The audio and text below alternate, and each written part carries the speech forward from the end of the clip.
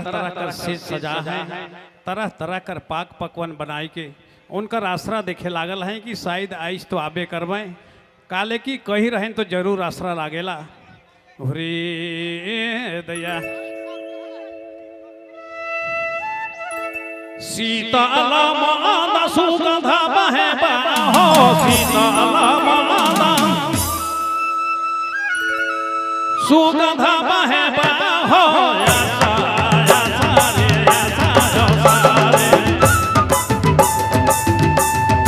जाना तो जो बीती भावे हो,